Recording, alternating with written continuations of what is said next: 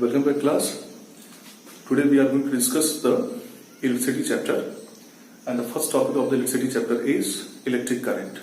So just see the simple circuit which is consists of a cell, a switch and a bulb. When you press the switch, there is a illumination of this bulb is there. And what is the reason for this illumination? Because of the electric current. So what is happening here? When you press the switch, yes, in that case the electron is moving from the negative terminal of the cell and reaches to the positive terminal of the cell. So this is the movement. The movement of this electron is responsible for the electric current. So what is the definition of the electric current? Electric current is defined as the rate of flow of the charge at any cross section of this wire. So I is given by Q by T. So what is the mathematical explanation of this one? In the T time, the Q amount of the charge is crossing at any section of this electric circuit, whether this side or this side. The same amount of the charge is crossing at any section of this electric circuit. So in T time, the Q amount of charge is crossing.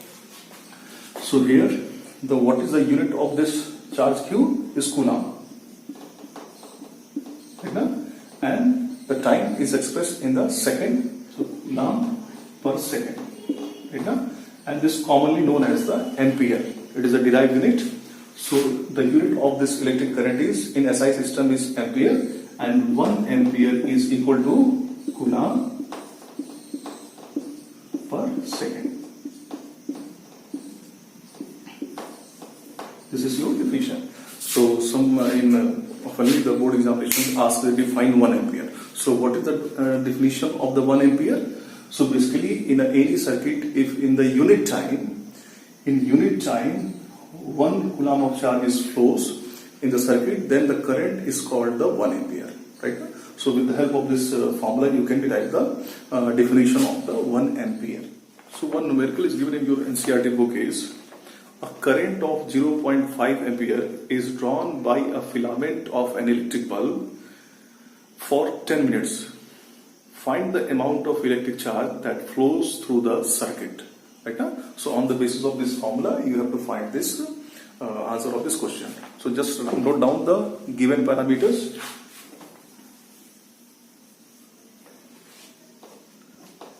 So in the question, the given parameter is the magnitude of the current is given which is flows in the circuit is 0.5 ampere. So the value of I is given 0.5 ampere. This amount of current is flowing in this circuit, and the time is given 10 minutes. Right?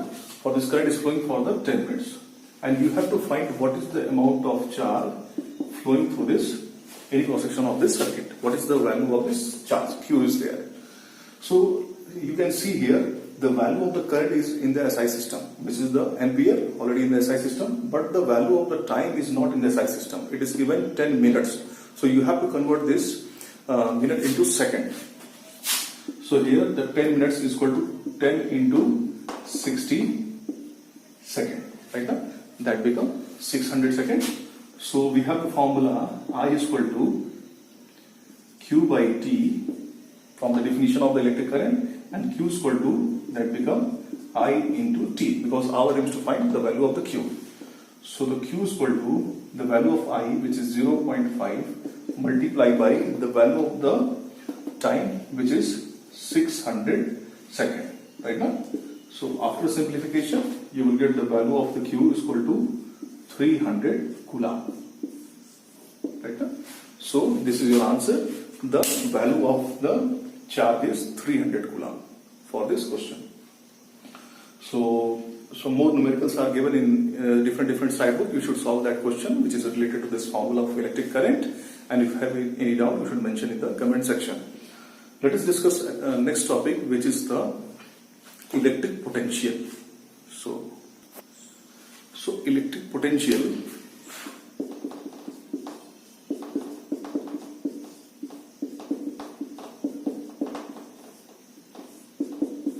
electric potential. So in class 9th we have studied the potential energy of a system. Right now, suppose you have a block of mass m which is resting on the earth's surface, and if you are raising this block against the gravitational field to a height h, So because of this external work done, because automatically the block will not raise from the earth surface to a height edge, you have to apply some work done. So because of that work done, block raises by the height edge. So this work done is stored in the form of energy, which is called the potential energy. Similar concept is here. If you are bringing a test charge, from infinity to a certain point, right now, if you are bringing a test charge is a reference charge. If you are bringing a test charge from a infinity, this is a infinity to a certain point, suppose A, and the amount of work done in bringing this test charge from infinity, this one is W, right now. So you call this work done is stored in the form of energy, which is called the electric potential of that point. So here you can write this V, potential of that point is given by V is equal to W upon Q. That means if you are bringing the Q amount of charge from infinity to this point A, so the potential of that point is W. But here the electric field should be there. Similar concept is here. If you are moving the block from a surface to a height edge, you are applying the work done against the gravitational field. But this time you have to apply the work done which is against the electric field, right now. So against the electric field, you will, this is the amount of work done. So this is called your potential, and it is similar concept which is the potential difference. The only change is here. This time you are not bringing from the infinity from one point to another point. That means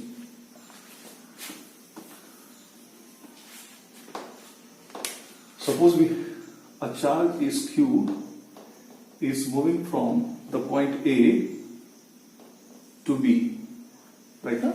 Q charge is you are bringing from point A to B, right now, and the amount of work done in bringing from point A to B is W. Then the potential difference of these 2 points VAB is given by W upon Q, right now. So VAB. This time the amount of work done in moving a charge from test charge from one point to another point is called the potential difference of these 2 points. So it is a relative phenomenon, potential difference. One question is given in the NCERT, ki electric potential is also a kind of potential difference. You can say yes, because the only change is there. This time if you are bringing the charge from infinity and the potential of the infinity is considered 0, right now. So electric potential is also a potential difference, but this time it is the potential difference of infinity to and that point. But here the potential difference is the potential difference of these 2 points. So if one point is become infinity, that become electric potential. So the one question is given in the NCERT, ki what do you understand by the term electric potential is also a kind of potential difference. So if the one point, electric potential, one point is become infinity, in that case it is also the electric potential, right now. So electric potential or the potential difference is the relative phenomena, right? Potential difference of these 2 points. So this is the formula for the electric potential. If you see what is the unit of the electric potential, so you know that the W is defined, which is the work done, which is in the joule. So W defined in the joule and charge Q defined in the coulomb. So joule here,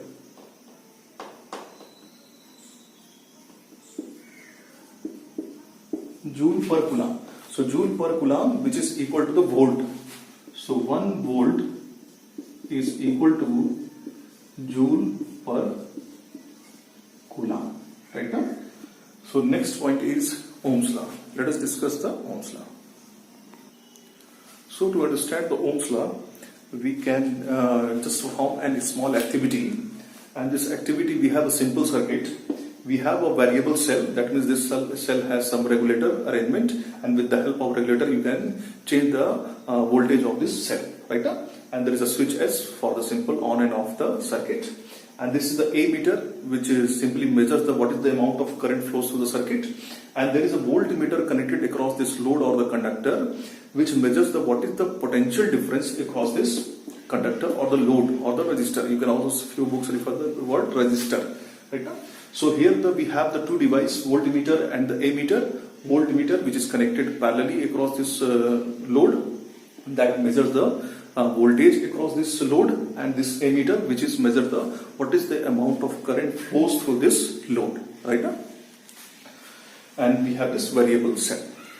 So just perform an activity with the help of this regulator. Just change the voltage across this load. So if you are increasing the voltage, that means that is the indication by the voltmeter. With the help of voltmeter, you can see whether the value of the voltage increasing or not. So when you increase the voltage, that means when the reading of this voltmeter increases, in that time the value of the current is also increases, right? So if you increase the voltage, automatically the value of the current is also increases. So that means there is a direct analogy between the voltage and the current flowing through this load. So this is the Ohm's law.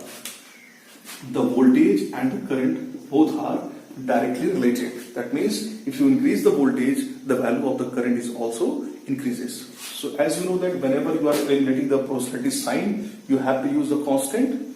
So this time I am using the constant R. Right now, so here the value R is the proportionality sign of the it is the proportionality constant, and which is known as the resistance of this load, resistance of this load. Okay? That is directly related upon this. It's the property of this load in a material or the conductor. So here, just find the what is the unit of this resistance. So R is equal to V upon I. Right now, from the cross multiplication, you will get R is equal to V upon I, and you know that the voltage is expressed in volt, and the current expressed in ampere. So here the volt per ampere, which is commonly known as the ohm.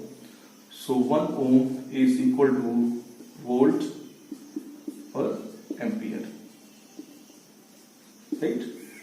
So here the ampere system, the SI unit of the resistance is ohm. Right? This is the symbol of ohm, and you can find. So this is your Ohm's law. V is equal to I into R. Right now, so voltage is directly related to the current. If you increase the voltage, the current through load, passing through the load is also increases. If you decrease the voltage across the load, the current is also decreased.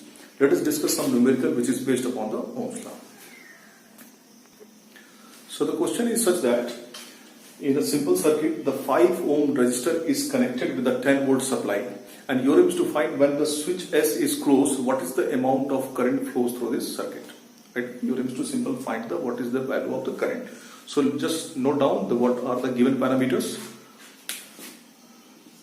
So the given parameters are the voltage of the cell is given 10 volt, and the value of the resistance is given 5 ohm. Right now, so with the help of Ohm's law, V is equal to I into R. Our aim is to find the value of I. So I is equal to V upon R. Put the values of V and R. So the value of the V is given 10 volt, and the value of R is 5. So after simplification, you will get I is equal to 5 to the 10.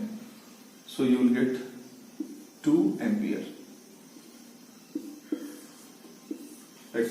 So when you press the switch, in that case, the value of the current flows through the circuit is 2 ampere. Right now, so with the help of Ohm's law, you can find the value of the current. Let us discuss another question.